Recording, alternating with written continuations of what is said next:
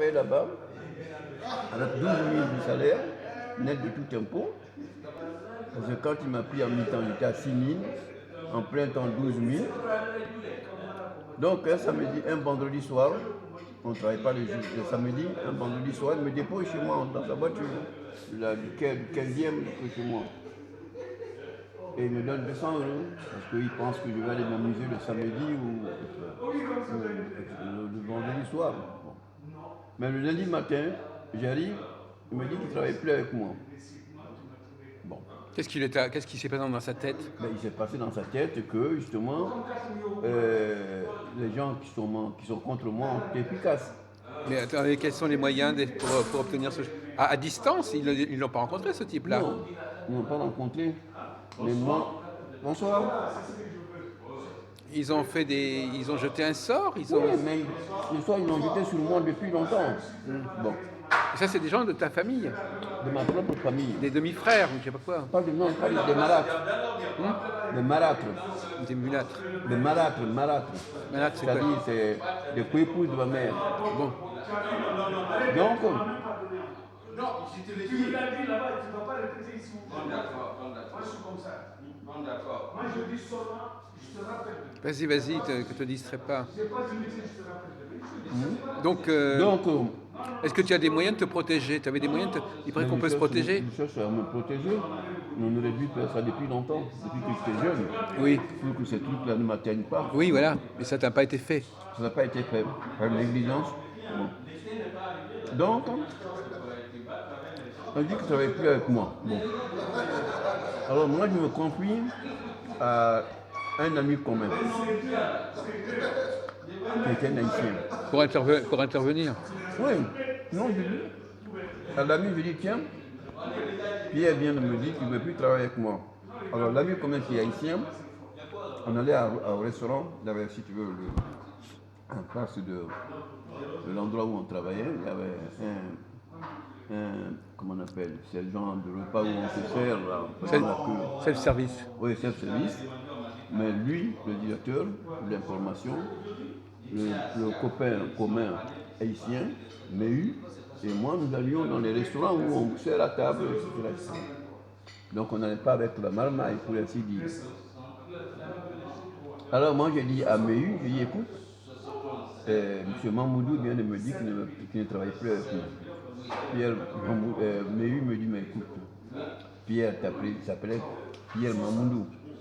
Méhu me dit, écoute, Pierre t'apprécie tellement que quand il dit ça, ça ne peut être que par blague, sous forme de blague. Ah oui. Bon, tout est-il qu'à midi, au lieu d'aller à 3, ils sont partis à 2. Déjeuner. Mais j'ai mis quelque chose ici, il faut que les gens prennent. Bon. Alors, à leur retour, Pierre, le bras lui en tombe, il dit, connais, c'est vrai. Pierre ne veut plus travailler avec toi. On a discuté avec lui. Mais le plus corsé de l'affaire, c'est qu'il ne sait même pas pourquoi il ne peut plus travailler. Ah oui. Donc c'est une influence mystérieuse. Et Pierre, il me dit, Pierre ne sait même pas pourquoi il ne peut plus travailler avec toi. C'est intéressant. Donc c'est ainsi que j'ai quitté l'agence, Oui. alors que j'étais apprécié. Et alors, il y a le secrétaire général, celui qui coiffe tout le monde, Oui. lui m'a donné 600 francs. Oui. Me disant, écoutez, monsieur Konen, je ne peux pas intervenir, ce serait quand même mettre à bas l'autorité de monsieur Mamoudou.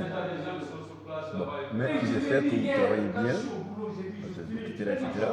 Il m'a donné 600 francs. Oui. Et il y a eu d'autres incidents comme ça en cours de ta vie? Toute ma vie, c'est comme ça. Comment on appelle, fonctionne comme ça. Des contretemps? Des contretemps, tout le temps. Et tu as eu un traitement à un moment donné? Tu t'es fait protéger? Oui, mais j'ai eu un traitement. Bon, il aurait dû faire ça plus en avant. Bon, tout est-il que les gens aussi, du fait que je suis guinéen, qu'eux, ils sont en Guinée, ils ne veulent pas que ma chance se déploie réellement. La chance que le Créateur m'avait doté, dont le Créateur m'avait doté. Donc eux, ils ne font pas le travail sérieusement. Alors moi, maintenant, mon problème, une fois que j'aurai ma carte de séjour, que je commencerai à toucher ma retraite, en ce moment-là, j'ai dû peur que j'ai pris ma retraite depuis le 3 septembre 2004. À ce jour encore, je n'ai pas touché un centime. Tu as la retraite de la vieillesse ou je sais pas. Non, je travaille. Tu as des droits à la retraite, oui. Oui, j'ai des droits à la retraite. J'ai été journaliste comme temps. Oui, d'accord. Bon. Donc, le jour où j'aurai ma carte, que je commencerai à toucher ma retraite, j'irai en Afrique, pas en Guinée bien sûr, mais j'irai ailleurs, au Mali, je sais pas moi, Et tu iras voir quelqu'un qui connaît. voilà, qui va me soigner, qui va me laver. Parce qu'en France, tu connais personne. Non, je connais personne, mais la France, c'est plutôt des Les exorcistes. oui, c'est plutôt des bandits, des crapules. Moi, je connais des gens qui sont assez capables. Oui, ils sont capables, mais ils ne le feront pas sérieusement. Ils vont te prendre ton argent, ils ne le feront pas sérieusement. Donc, pour l'instant, tu n'es pas encore dégagé. Non, non. Difficile.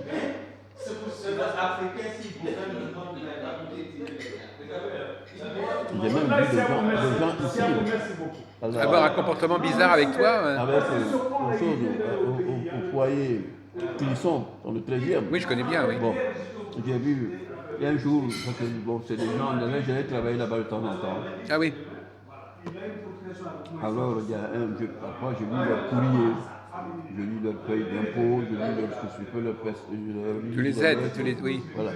Alors, un jour, il y a un d'entre eux, Baladji, qui me dit, ça va, monsieur Koné? Je dis, oui, ça va très bien. Il dit, ça va très bien? Je dis, oui, ça va. Il dit, c'est bizarre. Hein? Moi, ça fait 3 fois que je rêve à vous, mais je vous vois toujours dans un puits. Il doit y avoir des problèmes, non? Je dis, ah oui, enfin, j'ai des problèmes parce que je vois beaucoup de choses. Il a répondu comme ça. Bon, le lendemain, il me dit, écoute, Koné, nous, chaque année, nous faisons bénir un grand marabout de chez nous. Ah oui. Et justement, il y a une semaine, c'est un Djiboula, un grand marabout de chez nous. Il est là aujourd'hui. Ah oui. Alors moi, je voudrais, si tu acceptes, qu'on aille le voir. Il m'a amené chez le monsieur. Alors comme on ne parle pas la même langue, Il parle pas français? Il parle. si il parle français lui, mais le monsieur en question, le marabout en question, il parle la même langue. Le Batili, Oui, donc il communique. etc. Et donc, il est venu me présenter au monsieur. Mais le monsieur, avec lui, durant son séjour, quelqu'un de leur langue aussi, qui traduit, qui lui parle bien ma langue à moi. Voilà.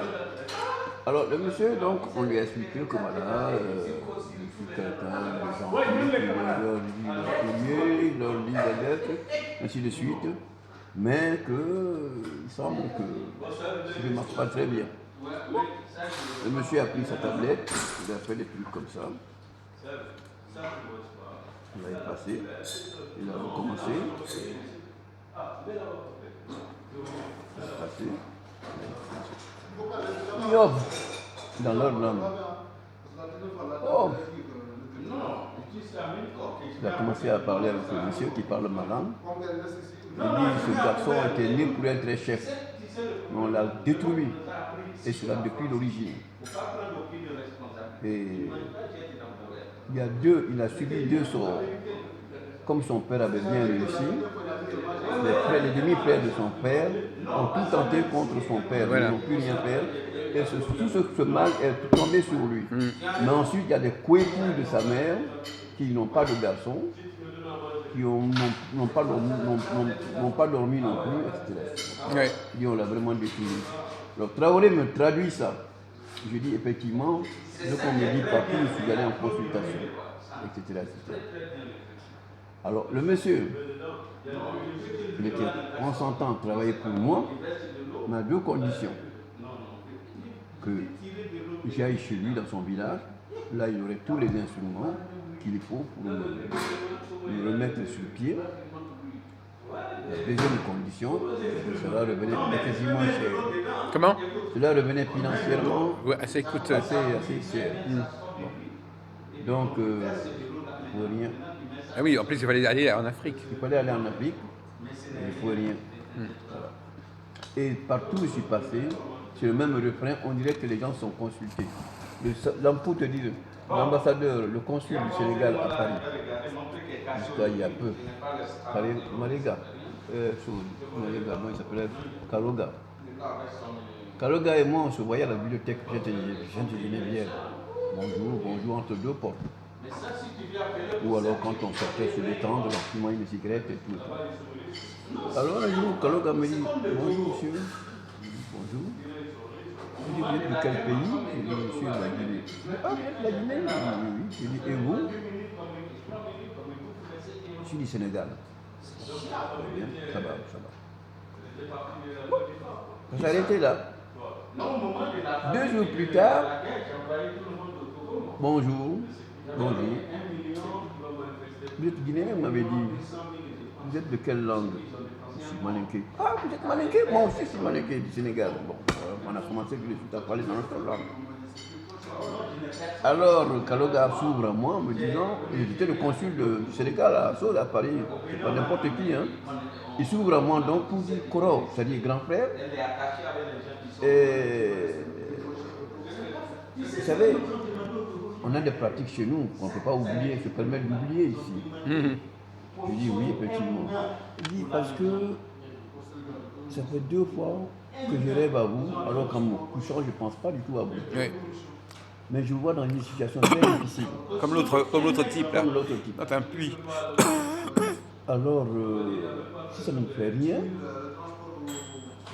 moi je connais quelqu'un malien du nom de Diallo, qui habite au foyer Fontaine-au-Roi, à Belleville. Alors, moi c'est quelqu'un que je connais depuis 13 ans.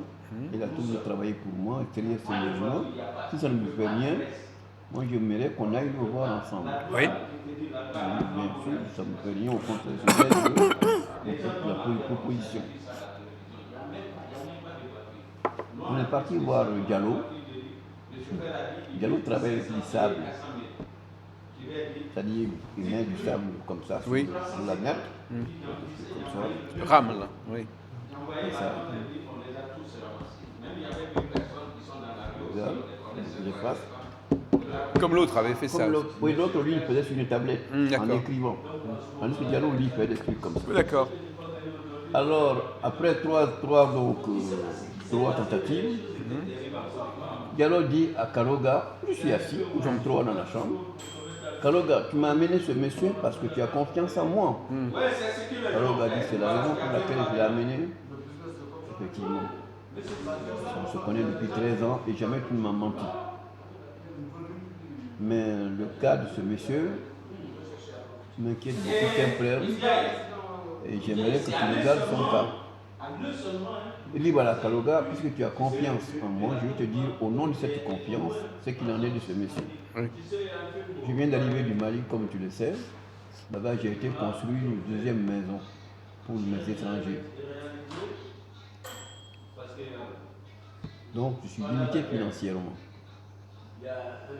Sinon, j'aurais payé le voyage à ce monsieur en lui donnant quelques mots au pays pour qu'on aille le laver. Parce que ce monsieur a été tellement travaillé que quiconque entreprend de le soigner devra d'abord se prémunir. Sinon, ça va lui tomber dessus. Oui. Il dit donc, au nom de la confiance qui nous lie, je ne peux rien pour ce monsieur. Son cas me dépasse. Et il voyait ça sur ses... Oui, dans ce sable-là. Diallo est là encore, à la rue des Fontaines-au-Roi, au foyer de choses, de la Belleville. Tu vois. Et tout le monde me dit ça. J'ai été voir aussi par l'intermédiaire d'une dame d'ailleurs, qui est une parente par alliance, puisque son grand frère a épousé ma tante, au foyer de Vannes, à la porte de Vannes. Il y a un foyer là-bas. Monsieur m'a dit là, tous me disent la même chose. Ils disent, oh, vous tenez pour un très cher, comme ils disent en Afrique, quoi. Moi, personnellement, bon, disons que je n'y croyais pas grand-chose, puisque je n'ai pas été élevé dans une tradition de cette nature-là. Mais, à force que les 3, les 4, les 5 personnes que j'ai vues disent la même chose alors qu'ils ne se connaissent pas, ils ne sont pas concernés. Oui. J'ai fini par y croire. Oui.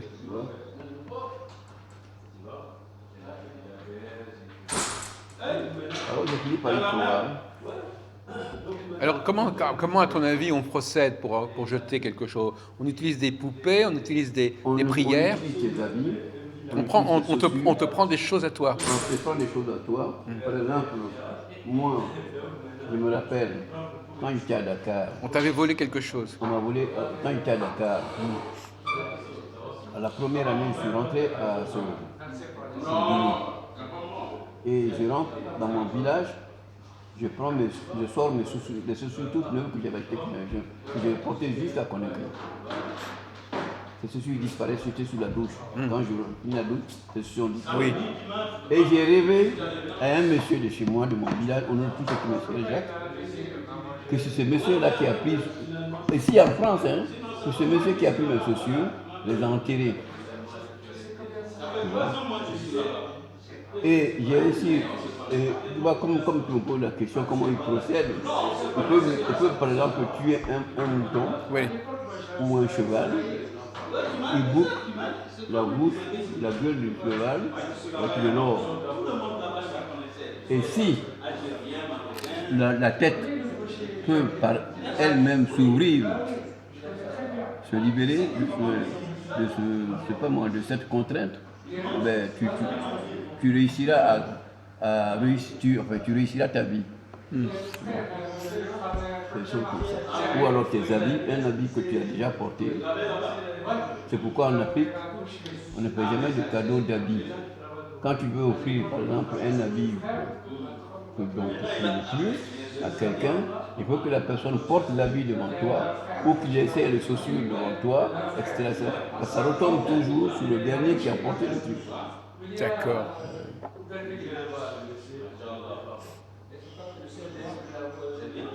Mais ça, tu l'avais appris, on l'apprend, tout le monde le connaît, tout le monde, ça fait partie de ta culture africaine, ça. Oui, ça fait partie de la culture Donc africaine, les gens sont au courant de ces choses-là. oui, mais moi, si tu veux... C'est une grille de lecture qu'ils ont. Voilà, c'est une grille de lecture qu'ils ont, même naturellement. Mais moi, n'ayant pas été éduqué vraiment dans la société profondément traditionnaliste, bon, si tu veux, c'est sûr que je ne faisais pas attention. Et puis le fait qu'on me dise que moi je subis comment te dire ça? C'est des envoûtements, mais Oui, deux envoûtements. deux sortilèges. L'envoûtement auquel a échappé mon père, qui me sont retombés dessus, Oui. et l'envoûtement des marâtres, etc. Mon père plus difficilement. Et donc ils font appel à des forces, quel genre de force à ton avis?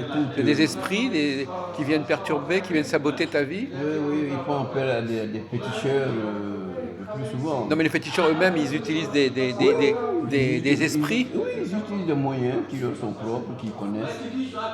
Et ça, j'ai pu le constater effectivement. J'ai pu le constater parce qu'un jour, ça c'était en 54, je me trouvais à Kouroussa, c'est une ville de Guinée, où j'ai passé 15 jours. Un jour, je me promenais comme ça. J'entends un accouplement de son de tam-tam. Je me dirige vers l'endroit d'où provenait ce bruit. Et effectivement, j'arrive, je me trouve dans un cercle où à côté il y a un petit taureau. Et puis les gens jouent au truc, tam-tam et tout. Alors j'ai attendu. Je ne sais même pas ce que j'attendais. Bon, comme c'était un spectacle, j'étais là. Et après, voilà un monsieur qui surgit dans le cercle, au milieu du cercle. Alors il est là, comme ça, il regarde tout le tout. Mais ce qu'il n'avait pas vu, c'est qu'il y avait un monsieur qui était là, assis, avec un fusil. Bon. Le monsieur qui est venu comme ça regarder le truc, le héros ou le danseur public, il portait une chose en cotonnade, mais qui s'arrêtait juste là. Juste au corps. Torse nu, portait ce truc en cotonnade, qui s'arrêtait là. Alors, on demande aux musiciens d'arrêter la musique et tout. Le monsieur dit voilà, Ce monsieur-là, le monsieur au fusil dit, ce monsieur doit aller à l'étranger. Alors nous allons lui donner un viatique de protection. Et qu'est-ce que je vois? Je regarde, ça devenait intéressant pour moi aussi, sinon c'était un truc, un spectacle commun, comme un peu partout. Alors je suis là, je regarde. On dit au monsieur qui portait le truc d'aller se mettre au milieu du cercle. Il va se mettre au milieu du cercle. Le monsieur a une cartouchière près de lui. Il prend une cartouche. Il charge son fusil. Je suis là, je ne sais pas qu'on me l'a rapporté. Non, je suis là, je vois tout. Oui, c'est un témoin visuel. Oui. Alors, il tire sur le monsieur. Moi-même, j'ai eu peur. Parce que pour moi, il allait mourir. Non. Toutes les balles tombent sur le pied. C'est magique. Toutes les balles tombent sur le pied. Oui. On peut venir le petit taureau qui était là. Le jeune taureau est là. On le fait venir. Le monsieur prend encore une cartouche. Prend le fusil. Hop! Le taureau, on vient l'égorger. Il meurt.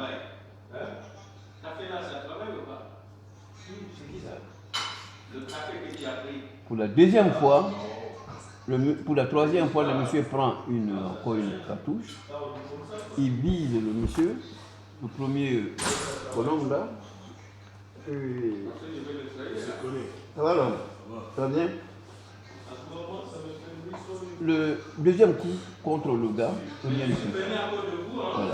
Donc, il avait des protections. Oui, il avait la protection parce qu'il va à l'étranger où il peut rencontrer des situations très difficiles et tout et tout. Ah oui, donc il avait fait ça pour le protéger. Pour le protéger. Une sorte de vaccin en fait. C'est ce qu'on lui a donné, ce qu'on appelait viatique, c'est-à-dire c'était son bagage de voyage. On l'a immunisé. Voilà, on l'a immunisé. Et j'ai vu ça donc, comme tu dis, j'étais témoin visuel. Les balles ne pouvaient pas le toucher. Les balles ne pouvaient pas le toucher, se pénétrer. Bon. J'ai vu un autre cas. Tu veux boxer quelqu'un, la main reste comme ça, elle n'atteint pas. Et il faut absolument que ce monsieur que tu voulais frapper vienne réciter des trucs pour que ta main retombe. Sinon ta main restera toujours comme ça. Ça j'ai vu aussi également. Je te dis qu'il y a des mystères en Afrique. Et moi, je te dis encore une fois, lorsque je me sortirai de ce pas-là, j'irai en Afrique. Je ne sais pas si ce ne sera pas seulement en Guinée, non. Parce que là, les gens ne feront pas du bon travail pour toi. Pourquoi? Parce qu'ils craignent que tu les commandes un jour. Parce que tu es du pays, et ils sont du pays. Tu vois? Très bien. Peut-être que je suis tombé dans le truc, regarde bien. Non, mais on va